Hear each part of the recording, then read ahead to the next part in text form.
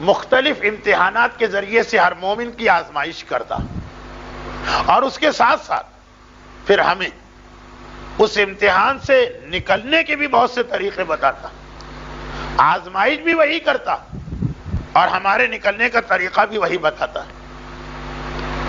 بعض اوقات کنفیوز ہو جاتا ہے مومن کہ یہی اللہ ہمیں رزق سے محروم کر کے ہماری بھوک کا امتحان لے رہا، اور یہی اللہ کہتا ہے کہ رزق میں برکت چاہیے تو یہ دعا پڑھ لو یا یہ عمل کر لو۔ اگر اللہ ہمارے مسئلے کو حل کرنا چاہتا ہے تو امتحان لے ہی کیوں رہا؟ ایک حدیث معصوم میں اس کا ایک مختصر سا جواب، اور وہ یہ کہ بعض اوقات آزمائش وہ ہوتی ہی نہیں ہے جو تم کو نظر آ رہی ہے۔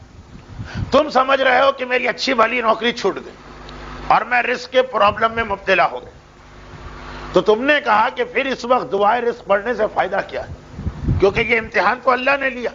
اس کا مطلب یہ کہ اللہ اس وقت مجھے بھوکا دیکھنا چاہتا، ٹھیک ہے، جب وہ خود اللہ یہ چاہتا تو اس وقت فی الحال دعائے رزق پڑھنا بیکار۔ امام نے کہا نہیں، اصل مسئلہ یہ نہیں، اصل مسئلہ یہ ہے کہ تمہارے رزق کو بند کیا گیا۔ بہت سے لفظ میں ایسے استعمال کر رہا ہوں جو روایتوں کے اعتبار سے مناسب نہیں، کیونکہ رزق کسی کا بند نہیں ہوتا، لیکن وقت کی کمی کی وجہ سے جو لفظ ذہن میں آ رہا ہے وہ میں اگل رہا ہوں۔ کہ امام فرماتے ہیں کہ تم نے یہ سوچا کہ اللہ نے رزق کا دروازہ بند کیا، اس کا مطلب یہ ہے کہ اس کی مصلحت یہ ہے کہ ہمارے گھر میں فاقہ، اس لیے تم چپ چاپ بیٹھ گئے۔ یہ مقصد ہے ہی۔ اللہ رزق کو اس لیے بند نہیں کر رہا ہے کہ تمہارے گھر سے رزق کو دور کرنا چاہتا، وہ یہ دیکھنا چاہتا کہ ایسا تو نہیں کہ رزق کی وجہ سے گھبرا کے تم حرام راستے پہ قدم بڑھاؤ۔ امتحان تمہارے حلال و حرام کا رزق نہیں، چنانچہ اس نے راستہ کھلا بھی رکھا کہ میں نے تمہارا رزق بند کیا، مثلا نوکری چھوٹ گئی، مثلا کاروبار فیل ہو گیا، مثلا شیئر مارکیٹ ایک دم سے زمین پہ گر پڑی دھڑام سے اور تمہاری ساری زندگی کی کمائی گئی۔ تم نے سوچا کہ یہ سب اللہ کا امتحان، کیا فائدہ دعائے رزق سے، کیا فائدہ رزق کا عمل کرنے سے؟ نہیں، اللہ نے رزق بند ہی نہیں کیا، وہ راستہ کھول رہا، یہ دعا پڑھ لو، وہ عمل کرو۔ دیکھنا یہ ہے کہ اس دوران پریشانی سے گھبرا کر کہیں کوئی حرام تو تم سے نہیں ہو رہا، کہیں کوئی گناہ تو نہیں ہو رہا ہے۔ امتحان حرام کا لینا ہے، رزق نہیں لینا، اسی لیے ادھر راستہ بند کر کے ادھر سے نکلنے کا راستہ بنایا۔ صحت کا مسئلہ اور بہت سارے مسئلے، تو یہ امتحان تو ہر مومن کی زندگی میں آتے رہتے ہیں، لیکن سوال یہ ہے کہ ایک مومن کی زندگی میں سب سے بڑا امتحان کسے کہا جائے؟ کسے کہا جائے سب سے بڑی آزمائش؟ اچھا، اس کے بارے میں ہم عام لوگوں سے تو نہیں پوچھ سکتے۔ وجہ کیا؟ ہم لوگ ہیں بے صبر، ظلومن جہولا قرآن نے ہمارے بارے میں کہا۔ ہم جاہل، ناسمجھ، ہمیں اپنی ہر پریشانی بڑی لگتی ہے اور دوسرے کی ہر پریشانی چھوٹی لگتی ہے۔ جو مسئلہ بہت مشہور محاورہ ہے لیکن بیان کرنے کو دل نہیں جا رہا، اولاد ہمیشہ اپنی اچھی لگتی ہے، بیوی ہمیشہ دوسروں کی اچھی لگتی ہے، لیکن خیر وہ ایک الگ مسئلہ ہے، اس پر آئندہ گفتگو ہوگی۔ تو پریشانی میں بھی وہی جو اولاد اور بیوی کا موازنہ انگلش کے ایک محاورے میں کیا گیا، وہ محاورہ اسلام کے اعتبار سے پریشانی اور عیب کا ہے۔ عیب اور پریشانی میں یہی ریشو، اپنی چھوٹی سے چھوٹی پریشانی ہمیں اتنی بڑی لگے گی جیسے قیامت آ گئی، اب دوسرے کی بڑی سے بڑی پریشانی وہ مر رہا ہو ہمیں لگے گا جس سے کچھ ہے ہی نہیں تو بلا وجہ شور مچا رہا۔ اور عیب میں ہمیشہ الٹا، اپنا بڑے سے بڑا عیب چھوٹا نظر آتا ہے، ہم نے کیا ہی کیا، اور دوسرے کا چھوٹا سا عیب اتنا بڑا نظر آ جاتا ہے۔ تو اب جب ہمارا مزاج یہ کہ ہمارے خیال میں جو پریشانی ہم پر آئی ہے وہ کسی پہ نہیں ہے، ہمارے گھر میں اگر ایک دن پانی نہ آئے تو ہم سمجھیں گے یہی قیامت ہو گئی، آج تک اللہ نے اتنا بڑا امتحان تو کسی کا لیا ہی نہیں ہوگا۔ تو ہم لوگوں سے پوچھنا تو بیکار ہے کہ بڑی پریشانی کیا، اس سے کیوں نہ پوچھو کہ جس سے بڑا صابر کائنات کی تاریخ میں گزرا ہی نہیں، وہ بتا سکتا ہے کہ وہ کس امتحان کو سب سے بڑا امتحان سمجھ رہا۔ اے حسین مظلوم، اے سردار شہدا، اے صبر کرنے والوں کے سید، آپ نے تو سارے امتحان دیے، آپ بتائیے کہ سب سے بڑا امتحان کیا؟ فاقے کا امتحان بھی دیا، فاقہ 3 دن کا فاقہ، غریب الوطنی کا امتحان بھی دیا، گھر والوں سے جدائی کا امتحان بھی دیا، آپ سب سے بڑا امتحان کسے سمجھ رہے ہیں؟ سردار شہداء سید الصابرین سے بہتر فیصلہ کون کرے؟ وہ ایک جملہ منزل مصائب کا جملہ ہے، لیکن اس میں ایک پیغام بھی چھپا۔ اکبر مقتل کی جانب جا رہے، ایسا محسوس ہوا کہ میرے پیچھے پیچھے کوئی آ رہا، مڑ کے دیکھا تو دیکھا کہ میرے بوڑھے بابا پیدل میری سواری کے پیچھے پیچھے چلنے کا ارادہ کیا، پیدل چلے آ رہے۔ ایک مرتبہ کہا بابا آپ اتنی زحمت کیوں کر رہے؟ حسین کا جواب سن، اکبر تمہارا کوئی اکبر جیسا جوان بیٹا نہیں، اس لیے تمہیں نہیں معلوم کہ بوڑھے باپ کے دل پہ اس وقت کیا قیامت گزر رہی۔ سردار شہداء نے بتایا باپ کے لیے اولاد کا امتحان سب سے بڑا امتحان، اور اسی لیے پروردگار نے جب ابراہیم کے سارے امتحان لے لیے تو آخری امتحان اولاد ہی کا رکھا۔ تو ادھر نص قرآنی، ادھر عمل معصوم، ثقلین جمع ہو گئے اس بات پر کہ اولاد کے امتحان سے بڑا امتحان کوئی نہیں۔ اور روایتوں میں یہ کہ اللہ کافر کا امتحان ہمیشہ چھوٹا لیتا ہے، مومن کا امتحان ہمیشہ بڑا رہتا ہے۔ چنانچہ مومن اولاد کے امتحان سے گزرے گا۔ اب اس امتحان کے کئی طریقے، کبھی یہ امتحان اس طرح ہوتا کہ مومن کو اولاد ملتی ہی نہیں، جس کو اولاد نہ ملے پوچھئے کیسا تڑپتا ہے۔ کبھی یہ امتحان جو خالصتاً ہندوستانی ماحول میں ہے وہ یہ ہوتا ہے کہ لڑکیاں ہیں لڑکا نہیں، اگرچہ قرآن اس کی مذمت کر رہا، کہتا ہے ان لوگوں کی حالت دیکھو کہ وَإِذَا بُشْرَا، جب ان کو یہ خبر دی جاتی ہے تمہارے یہاں بیٹی پیدا ہوئی، ظَلَّ وَجْهُهُ مُسْوَدًّا، اس کا چہرہ سیاہ پڑ جاتا ہے بیٹی کا نام سن کر۔ لیکن ہمارے معاشرے میں یہ بھی ایک بڑا امتحان، کبھی اولاد کا امتحان اس طرح ہوتا کہ بیٹی ہے اور شادی نہیں ہو رہی، کبھی اولاد کا امتحان اس طرح ہوتا ہے کہ شادی شدہ بیٹی مگر جہاں جا کے پھنس گئی ہے اس سسرال میں اس پہ بے انتہا مظالم ظلم اس پر ہوں گے، تڑپے گی اس کی ماں۔ کبھی اولاد کا امتحان اس طرح ہوتا ہے کہ بیٹا مر رہا اور باپ اور ماں اس کو بچا نہیں پا رہے۔ بابر نے ہمایوں کے بستر کا طواف کر خدا سے دعا مانگی نا کہ اے خدا اگر تجھے موت ایک زندگی چاہیے تو میری زندگی لے لے، یہ زندگی چھوڑ دے۔ کبھی اولاد کا امتحان یہ ہوتا کہ اولاد کسی ظالم کے چنگل میں پھنس گئی، یا ظالم اس کے پیچھے لگا ہے کیسے اس کو بچا۔ اور کبھی اولاد کا ایک اور امتحان ہوتا ہے جو بڑا سخت، کوئی پریشانی نہیں ہے اولاد کو لے کے، اتنا بے دین اور گمراہ بن گیا کہ ماں اور باپ ایک طرف جب اس کی گمراہی کو دیکھتے ہیں تو دل چاہتا ہے کاش یہ اولاد نہ ہوئی ہوتی، مگر دوسری جانب ہے تو انہی کے جگر کا ٹکڑا نا۔ جب اس کی یہ حالت دیکھتے ہیں تو تڑپ تڑپ کے سوچتے ہیں خدا کسی طرح اس سے نیک ہدایت دے اور صحیح راستہ دکھا۔ یہ بھی ایک امتحان ہے، بہت بڑا امتحان، جہاں بیٹے کے پاس پیسے کی کمی نہیں، جہاں بیٹے کے پاس دنیاوی سہولتوں کی کمی نہیں، لیکن باپ اس کے شراب کو دیکھتا، باپ اس کے ترک نماز کو دیکھتا، باپ اس کے احکام دین کا مذاق اڑانے کو دیکھتا۔ کسی اور کا ہوتا تو باپ کہتا یہ مر جائے ایسا بے دین، اپنا بیٹا یہ بھی نہیں کہہ سکتا اور حالت برداشت بھی نہیں۔ یہ سارے اولاد کے امتحان، اور پورا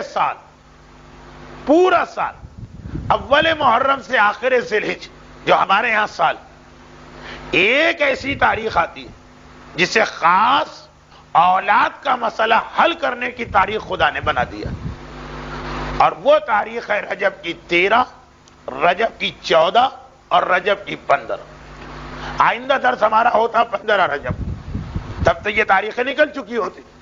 13، 14 اور 15 رجب عمل ام داؤد، ماہ رجب کا روایتوں میں ایک نام ہے عصب، ہم تو کہتے ہیں رجب المرجب، معصوم کہتے ہیں رجب العصب۔ راوی نے پوچھا مولا یہ عصب کیا ہے؟ الف صاد اور بے، مولا یہ عصب کیا؟ امام نے کہا یہ رجب کا وہ نام جو آسمانوں پہ مشہور، دو نام ہو گئے رجب، ایک نام جو زمین پہ مشہور، ایک نام جو آسمانوں پہ مشہور۔ کہا مولا لیکن یہ نام اللہ نے رکھا کیوں؟ راوی ہے عربی زبان جاننے والا، عربی میں سبا یا سب و سب کے معنی کوئی چیز انڈیلنا، انڈیلنا۔ تو کہا مولا یہ تو بڑا عجیب نام ہے، رجب کا مطلب انڈیلنا، کیا انڈیلنا؟ کہا اس لیے کہ باقی مہینوں اللہ کی رحمت تھوڑی تھوڑی ملتی ہے، ماہ رجب میں رحمت انڈیلی جاتی ہے اللہ کے بندوں پر۔ دیکھیے لفظ انڈیلنا، مجھے نہیں معلوم کہ اسے گجراتی میں یا انگلش میں کیا کہتے ہیں، میں محسوس کر رہا ہوں بہت سے لوگ سمجھے ہی نہیں انڈیلنا کسے کہتے ہیں، لیکن اردو زبان میں انڈیلنے کے ساتھ مفہوم آتا ہے کثرت کا. چھوٹی موٹی چیزیں انڈیلی جاتی ہیں. انڈیلا یعنی پوری بالٹی انڈیلی، ٹنکی انڈیلی. رجب کا مہینہ ہے، خدا رحمت انڈیلتا ہے. رحمت کی بالٹیاں، رحمت کے کنستر، رحمت کی ٹنکیاں ہم پہ ڈالی جا رہی ہیں. اس لیے اس مہینے کا نام ہو گیا رحمت ڈالنے کا مہینہ. اور جب رحمت آ رہی تو سب سے بڑی رحمت باپ کے لیے یہ ہے، ماں کے لیے یہ ہے کہ اس کی اولاد کی پریشانی دور ہو. ماہ رجب کی 13، 14 اور 15 خاص میرے پاس خواہش ہے کہ آپ نے پچھلے سال یہ بتایا تھا، اس سال بھی بتائی. پچھلے سال کراچی کے کچھ علاقوں میں کچھ والدین اپنی اولاد کے اس مسئلے میں پریشان تھے کہ ان کی اولاد کے پیچھے کچھ ظالم لگے تھے، کچھ سیاسی مسائل تھے، کچھ طاقتور لوگ لگے تھے، حکومتیں پیچھے تھی اور بظاہر بچنے کا کوئی امکان نہیں تھا. عمل ام داؤد اصل میں انہوں نے مجھے یاد دلایا. اس سال جو 5 نومبر کا واقعہ پیش آیا تو اس وقت تک رجب شروع نہیں ہوا تھا. ان والدین نے مجھ سے رابطہ قائم کیا اور کہا مولانا آپ نے ممبر پہ یہ پڑھ دیا تھا، ہم نے اس پہ عمل کیا تھا، اور 1 سال بھی ابھی پورا نہیں ہوا، دوسرا رجب شروع نہیں ہوا اور مسئلہ اس طرح حل ہوا کہ ہم کو خود یقین نہیں آ رہا. پچھلے سال ہم سوچ بھی نہیں سکتے کہ حالات اس طرح بدلیں گے اور اس طرح بدل گئے. اس سال بھی آپ جہاں جہاں لوگوں کو ذرا یاد دلا دیجئے، شاید کسی بوڑھے باپ یا بوڑھی ماں کی دعا آپ کو مل جائے. باقاعدہ اس جملوں کے ساتھ مجھ سے بات کی تھی ان لوگوں نے جو ان علاقوں میں رہتے ہیں جہاں یہ مسئلہ ہے. لیکن بات صرف یہ کہ یہ عمل اتنا مشہور ہو گیا کہ میں اس کی تفصیل میں نہیں جا رہا ہوں، صرف یاد دلانے کے لیے میں نے یہ کہا.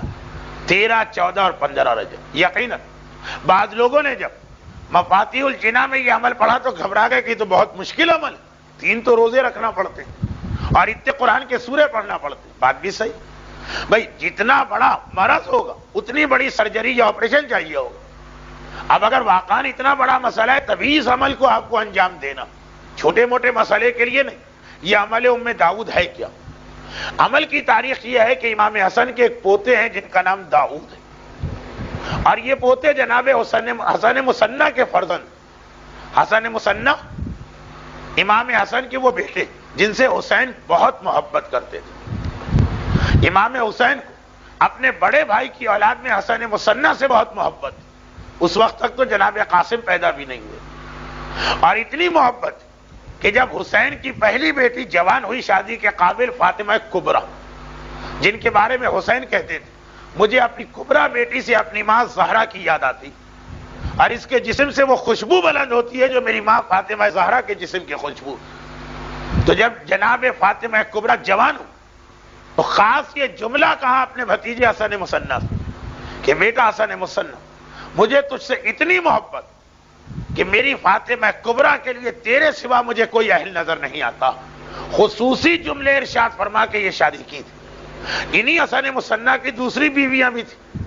تو داؤد حسن مصنع کے بیٹے ہیں مگر دوسری بیوی سے، فاطمہ کبریٰ سے نہیں. یہ داؤد اس وقت گرفتار ہوئے جب منصور دوانقی نے ایک مرتبہ سادات مدینہ پر حملہ کیا. بغداد کی دیوار بھی بنانا اور نفس زکیہ کا واقعہ بھی چل رہا، تو باقاعدہ ایک آپریشن کلین اپ کیا گیا جو بھی آپ کہی سادات کرام کے خلاف، اور سارے سادات کو گرفتار کر لیا، قصوروار یا بے قصور. یہ لفظ قصوروار بھی میں ان کے حساب سے کہہ رہا ہوں، اسلام کے حساب سے نہیں.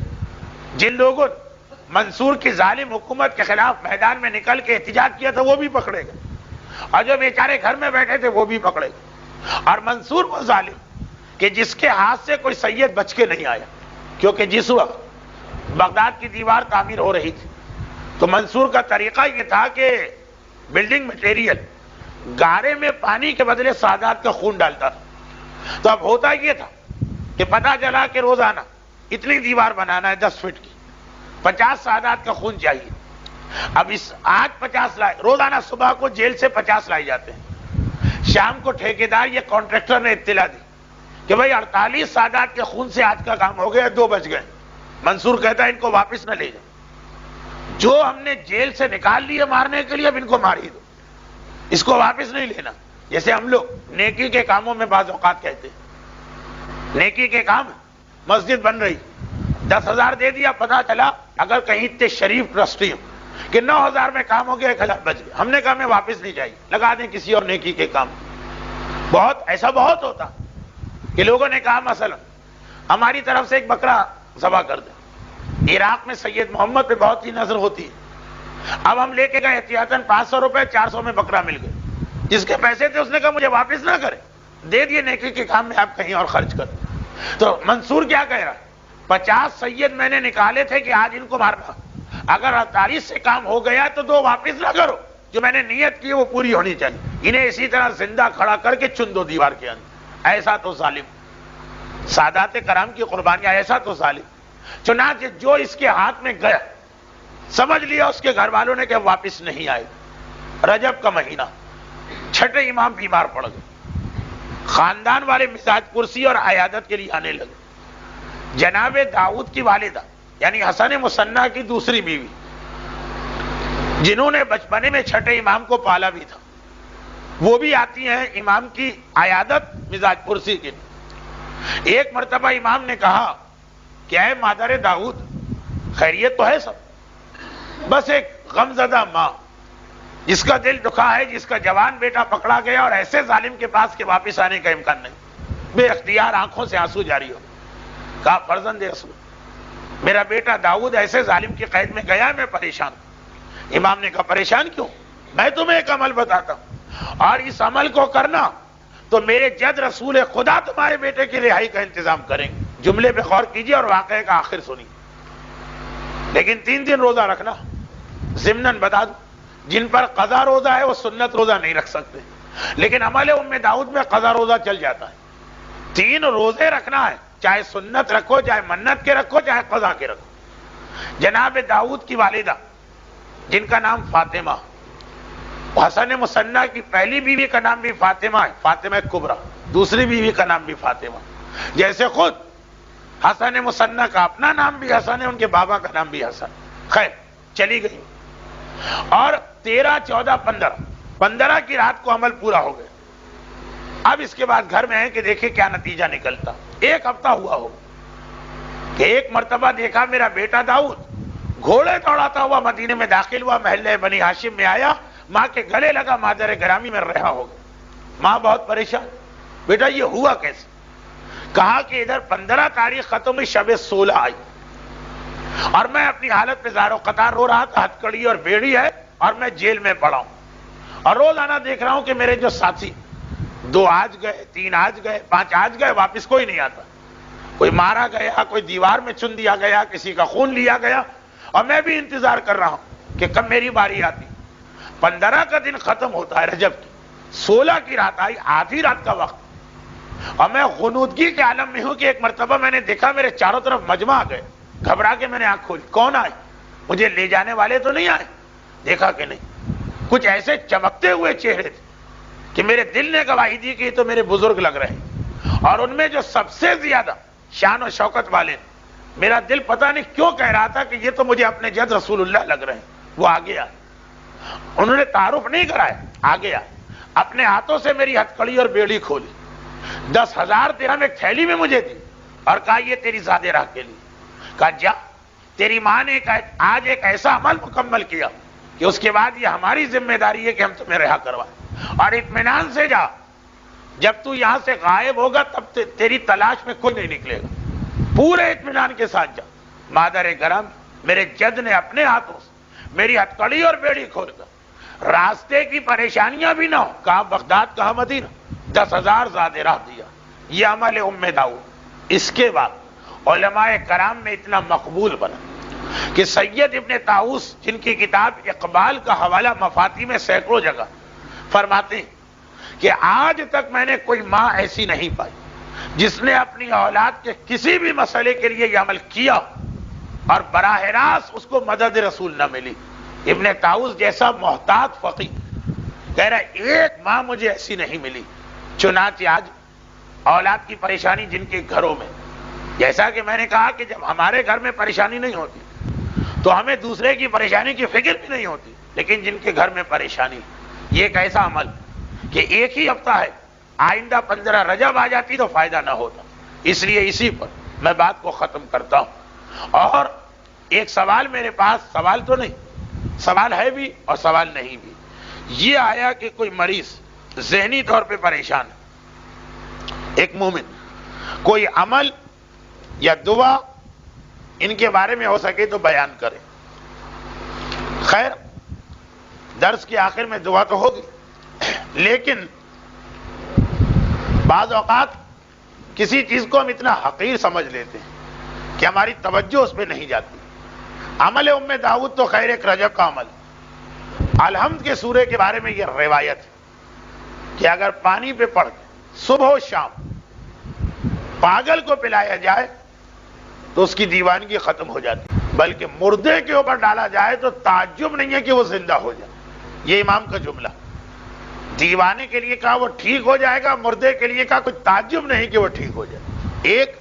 اور نمبر 2 وہ فقرہ جسے ہمارے تقریباً سارے علماء لکھتے آتے ہیں کہ حدیث سلسلۃ الذہب اگر کسی پانی پہ پڑھ دیوانے کو پلائی جائے تو بالکل ٹھیک ہو جائے. یہ عروۃ الوثقیٰ میں سید محمد کاظم طباطبائی نے لکھا، اور پھر آغا بروجردی ہوں کہ آغا حکیم ہوں کہ آغا خوئی ہوں کہ امام خمینی ہوں کہ آغا گل پائگانی ہوں کہ آغا سیستانی، سب نے اسی چیز کو تصدیق کی کہ حدیث سلسلۃ الذہب جس کی واقعاً یہ خصوصیت مشہور کہ اگر پانی پہ پڑھ کے دیوانے کو پلائے تو وہ بالکل باہوش ہو جاتا. حدیث سلسلۃ الذہب پوری حدیث پڑھی جائے میں راویوں کے نام. یہ وہی حدیث ہے جو نیشاپور میں امام نے ارشاد فرمائی کہ میں نے اپنے بابا سے، انہوں نے اپنے بابا سے، انہوں نے اپنے بابا سے، انہوں نے اپنے بابا سے، انہوں نے رسول اللہ سے، انہوں نے جبرائیل سے، اس نے خدا سے سنا کہ لا الہ الا اللہ حصنی من دخل حصنی امن عذاب. پورا سلسلہ 8ویں امام سے لے کے رسول اللہ، وہاں سے جبرائیل، وہاں سے اللہ، اور باقاعدہ یہ حدیث. تو انشاءاللہ امید یہ ہے کہ آپ کا یہ مریض شفا یاب ہوگا. خیر اس کے ساتھ ہمارا آج کا درس ختم ہوا. اسی شرمندگی کے عالم کہ تاخیر ہو گئی، اگرچہ 1 گھنٹے کا درس بھی نہیں ہوا. پچھلے سال کے 2 گھنٹے کے مقابلے میں تو ابھی ہم نے کچھ بھی نہیں تاخیر کی، لیکن جو 45 منٹ اس درس کا وقت بن گیا تھا اس کے اعتبار سے 7 منٹ میں نے زیادہ لیے. پروردگارہ تجھے اس ماہ رجب کی ان برکتوں کا واسطہ جن کی بنا پہ تو نے اس مہینے ہی کو رحمت انڈیلنے کا مہینہ قرار دیا، اور تجھے اس ماہ رجب میں پیدا ہونے والی اور شہید ہونے والی اپنی معصوم حجتوں کا واسطہ، خصوصاً کائنات کے مولا کا واسطہ، صاحبان ایمان کی ساری